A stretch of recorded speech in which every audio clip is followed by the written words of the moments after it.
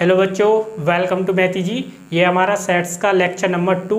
Okay, इससे पहले lecture number 1 में हमने सेट्स क्या होता है, सेट्स की डेफिनेशन, सेट्स को कैसे रिप्रेजेंट किया जाता है, ठीक है ना, वो सब हम डिस्कस कर चुके हैं। ओके, साथ ही मैंने वहाँ पर आपको एनसीईआरटी के एग्जाम्पल भी सॉल्व कराए थे, ठीक है ना। तो वो लेक्चर नंबर 1 में हम सेट्स का जो बेसिक होता है, ठीक है ना, वो सब हम अच्छे से डिस्कस कर चुके हैं, ठीक है ना। डेफिनेशन को मैंने बड़े अच्छे से बताया, ठीक है ना, क्योंकि मैंने बताया था कि अगर आप डेफिनेशन समझ जाते हो तो सेट चैप्टर आपके लिए बिल्कुल इजी पड़ेगा, ठीक है ना।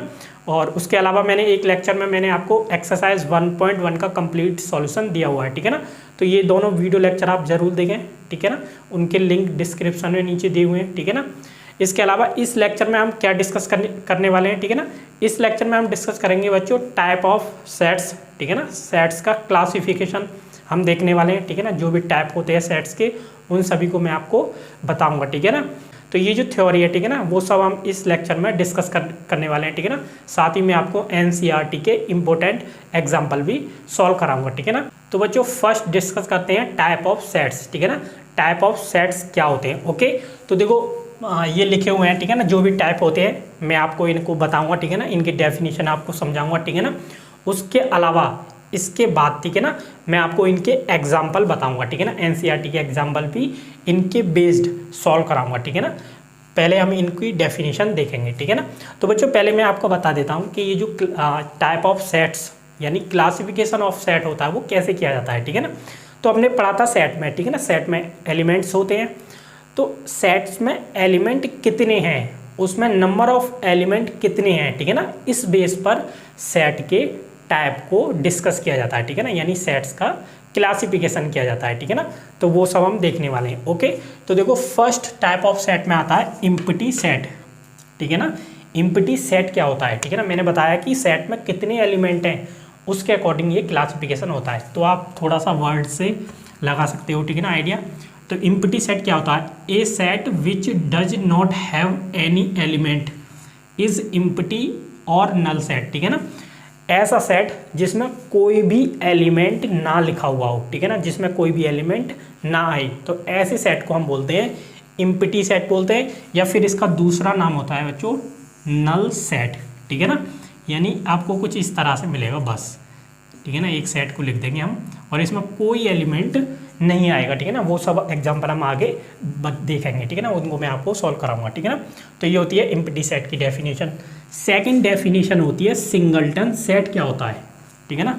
थोड़ा सा गैस कर सकते हो आप, सिंगल, ठीक है ना, सिंगल वर्ड लिखा हुआ है, ठीक है ना। क्या होती है definition, a set which have only one element, ठीक है ना, ऐसा सेट जिसमें केवल एक एलिमेंट होता है इज कॉल्ड सिंगलटन सेट, ठीक है ना।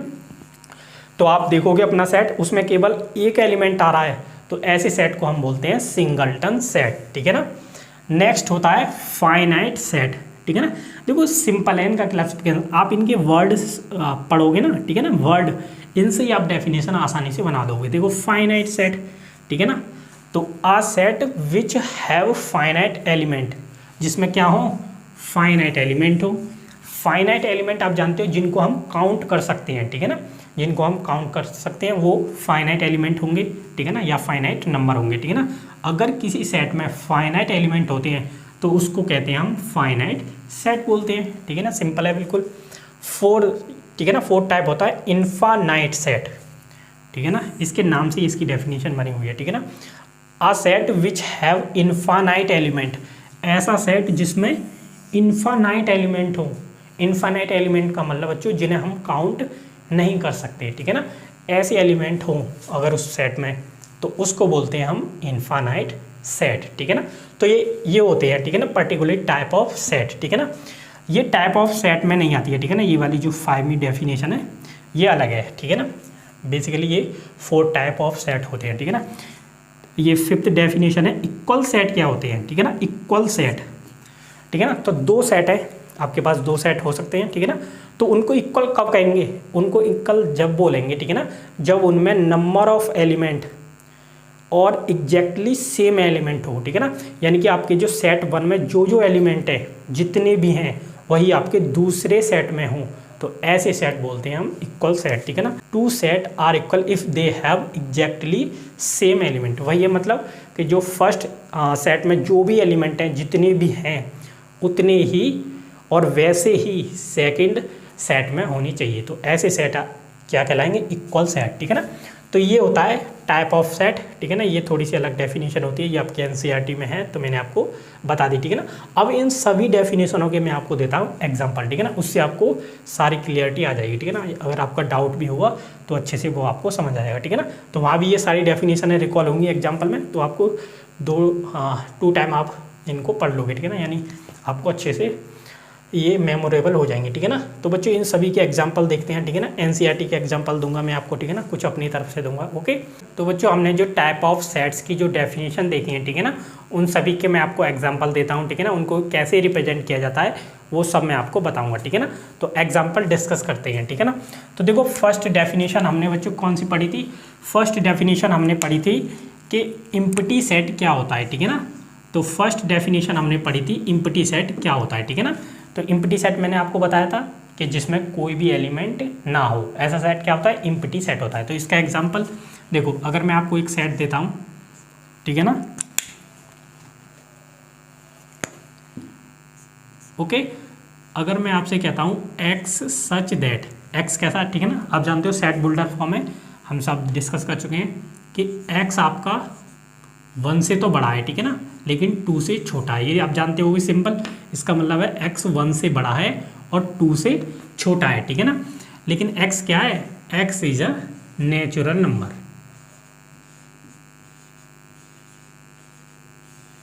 ठीक है ना। नेचुरल नंबर आप जानते हो 1 2 3 4 5 6 एंड सो ऑन, ये सभी क्या होते हैं, नेचुरल नंबर होते हैं। तो इसमें कहा गया है कि एक ऐसा सेट है ये कि जिसमें x एक नेचुरल नंबर है। अब नेचुरल नंबर तो बहुत सारे होते हैं, लेकिन इन्होंने बताया है कैसा है कि जो 1 और 2 के बीच में आता है। तो आप सोचो क्या ऐसा नेचुरल नंबर है जो 1 और 2 के बीच में आता हो, क्योंकि आप जानते हो n नेचुरल नंबर को n से रिप्रेजेंट करते हैं। आप जानते हो नेचुरल नंबर क्या होते हैं, 1 2 3 4 5 डॉट डॉट इन्फिनिट तक, ठीक है ना। तो 1 और 2 के बीच में तो कोई नंबर होता ही नहीं है जो नेचुरल नंबर बने, ठीक है ना। तो इसका मतलब क्या है, ये सेट क्या है, ए इज इम्प्टी, यानी इसमें कोई भी एलिमेंट नहीं आएगा, ठीक है ना। तो ये इम्प्टी सेट है, ए इज इम्प्टी, ठीक है ना।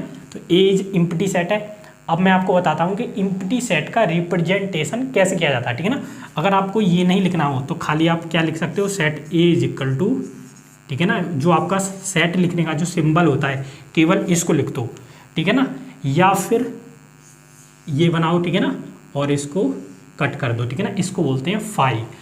तो जो इम्प्टी सेट होता है उसका रिप्रेजेंटेशन या तो ये होता है या फिर ये होता है, मतलब दोनों होते हैं। आप किसी से भी रिप्रेजेंट कर सकते हो, या तो ऐसे लिख सकते हो अपने सेट को या फिर ऐसे। तो सभी आपको पता होनी चाहिए, ठीक है ना। ये सिंबल भी आपको पता होनी चाहिए कि डायरेक्ट लिखा हुआ आ जाता है, तो आपको समझ आना चाहिए इसका मतलब क्या है कि इम्प्टी सेट की बात वो कर रहा है, ठीक है ना। तो ये आप नोट कर लेना, ठीक है ना। अगर मैं आपको एक और एग्जांपल देता हूँ, देखो सिंपल सा, मैं कहता हूँ x such that X is a bowler which take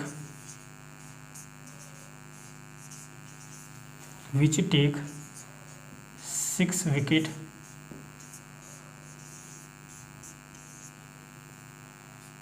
in 1 over। देखो मैंने एक ये आपको सेट बिल्डर फॉर्म लिखी हुई है, इसमें मैंने आपको लिखा कि एक्स क्या है, सच दैट, इसको मैंने सब कुछ बताया हुआ है, ठीक है ना, उस लेक्चर में। X such that X is a bowler which takes 6 wicket in 1 over, ठीक है ना। तो आपको ये बताना है क्या कोई ऐसा बॉलर है जिसने एक ओवर में यानी 6 बॉल में 6 विकेट लिए हों, तो अभी तक तो किसी ने नहीं लिया। तो ये इसका मतलब क्या हो गया, बी इज इम्प्टी सेट है, ठीक है ना, बी इज इम्प्टी सेट। ये जो लैंग्वेज लिखी है इसे ना लिख के मैं और क्या कह सकता हूँ, बी इज इक्वल टू ये बना सकता हूँ, या फिर पी इज इक्वल टू मैं 5 लिख सकता हूँ, ठीक है ना। तीनों का मतलब एक ही है इनका, ठीक है ना, कि बी इज एम्प्टी सेट। तो आपको यही देखना है कि उस सेट में कोई भी एलिमेंट नहीं आना चाहिए, तो वो एम्प्टी सेट होता है, ठीक है ना। तो इन एग्जाम्पल को आप नोट कर सकते हो, ठीक है ना। खुद भी आप अपनी रियल लाइफ में ही सोच सकते हो, ठीक है ना। डेली लाइफ में आपको एग्जाम्पल ऐसे मिल जाएंगे एम्प्टी सेट के, ठीक है ना।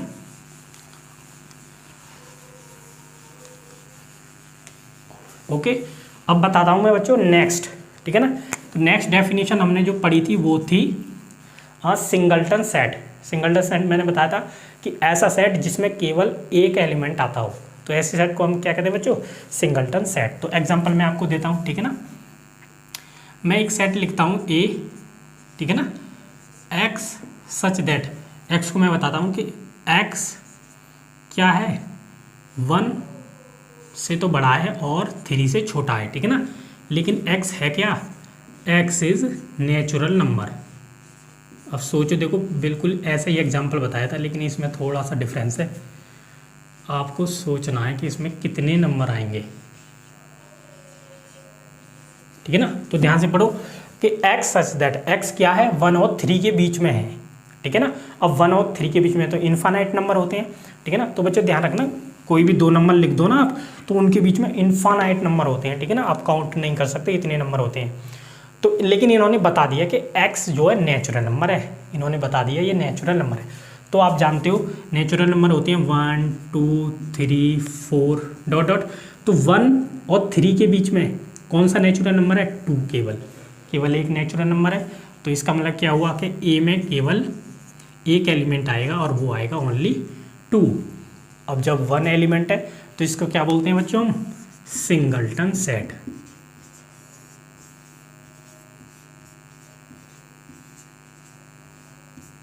ठीक है ना, सिंगलटन सेट, ठीक है ना। ओके, तो ये सिंगलटन सेट का एग्जांपल हो गया, ठीक है ना। एक मैं आपको एक क्वेश्चन देता हूँ, ठीक है ना, जनरल नॉलेज से भी रिलेटेड है और आपके इस सिंगलटन सेट या फिर एम्प्टी सेट से भी वो ठीक है ना रिलेटेड है। आपको कमेंट बॉक्स में बताना है कि वो सेट होगा क्या। मैं आपसे कहता हूँ कि इंडियाज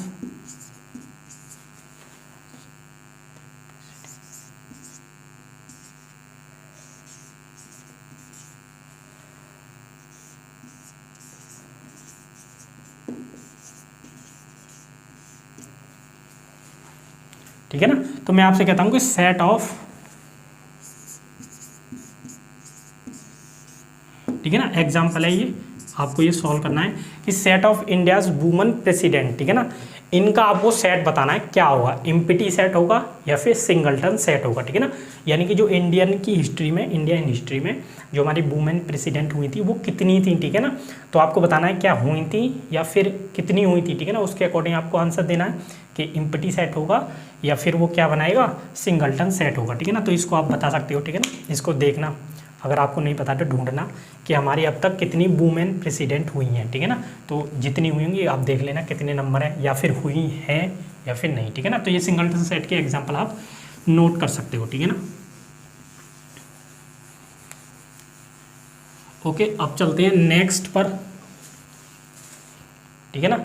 नेक्स्ट कौन सी थी, नेक्स्ट डेफिनेशन मैंने आपको बताई थी बच्चों फाइनाइट सेट की, ठीक है ना। फाइनाइट सेट मतलब जिसमें नंबर ऑफ एलिमेंट फाइनाइट होते हैं, जिन्हें हम काउंट कर सकते हैं, ठीक है ना। तो ऐसा सेट क्या होता है, फाइनाइट सेट होता है, ठीक है ना। मैं एक सेट आपको बनाता हूँ, ठीक है ना, X such that X is solution of X minus 2 is equal to 0 का, ठीक है ना। अब आपको बताना है कि इसमें नंबर ऑफ एलिमेंट कितने आएंगे इस सेट में। अगर फाइनाइट आते हैं तो ये फाइनाइट सेट हो जाएगा। तो देखते देखो बच्चों कितने आते हैं, ठीक है ना। देखो आप x सच दैट मतलब x है क्या है, सॉल्यूशन ऑफ x माइनस 2 बराबर 0।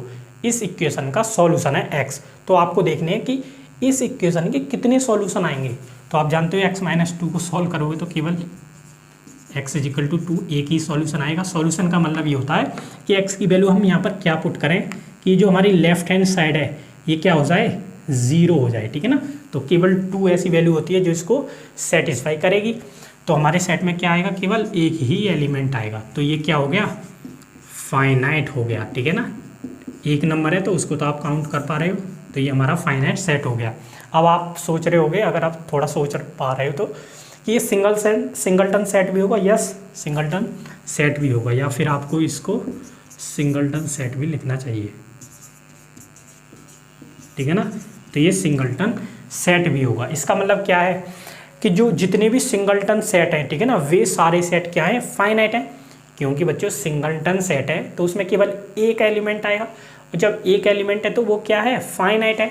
और जब फाइनाइट है तो इसका मतलब क्या है, वो फाइनाइट सेट भी है। तो आप नोट कर सकते हो कि every singleton set is also finite set, ठीक है ना। तो वो आप नोट कर सकते हो, ठीक है ना। अच्छा स्टेटमेंट है, ओके। तो ये होते हैं फाइनाइट सेट के एग्जाम्पल, ठीक है ना। और भी आप बना सकते हो, लाइक एक सेट में लिख देता हूँ कि आपके जो वॉवेल होते हैं उनका सेट AIOUE, ठीक है ना। इसमें भी देखो 1 2 3 4 5 केवल 5 एलिमेंट है। 5 एलिमेंट क्या होते हैं, काउंटेबल, यानी कि उनको क्या कहते हैं हम, फाइनाइट बोलते हैं। तो जब ये फाइनाइट एलिमेंट इसमें लिखे हुए हैं तो ये सेट क्या हो जाएगा आपका, फाइनाइट सेट होगा। लेकिन ये सिंगलटन सेट नहीं है, ठीक है ना, अब केवल फाइनाइट सेट है, ठीक है ना। तो इस टाइप से ये फाइनाइट सेट के एग्जाम्पल आप नोट कर सकते हो, ठीक है ना। अब देते हैं, मैं आपको अब देता हूँ इनफाइनाइट सेट के लास्ट, ठीक है ना। लास्ट हमारा जो टाइप ऑफ सेट में था वो था इनफाइनाइट सेट, ठीक है ना। इनफाइनाइट सेट मैं आपको बता देता हूँ। तो बच्चों इनफाइनाइट सेट आप जानते हो, मैंने बताया था कि ऐसा सेट जिसमें नंबर ऑफ एलिमेंट इनफाइनाइट हो, यानी कि जिन्हें हम काउंट नहीं कर सकते, ऐसे सेट। तो ऐसे सेट की एग्जांपल देखो मैं आपको देता हूँ। एन क्या होता है बच्चों, आपका नेचुरल नंबर इसको बोलते हैं हम। और इसमें आप जानते हो कौन कौन से नंबर आते हैं, 1 2 3 4 5 डॉट डॉट इनफाइनाइट, ठीक है ना। 1000 2000 3000 और लाखों करोड़ों तक, ठीक है ना, इनफाइनाइट आते हैं।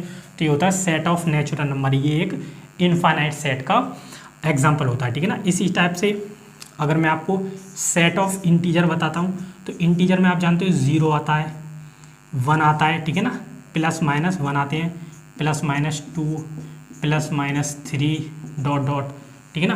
प्लस माइनस का मतलब ये है कि बच्चों इस सेट में 1 भी आएगा और -1 भी, ठीक है ना। इसी प्रकार +2 भी आएगा और -2 भी, ठीक है ना।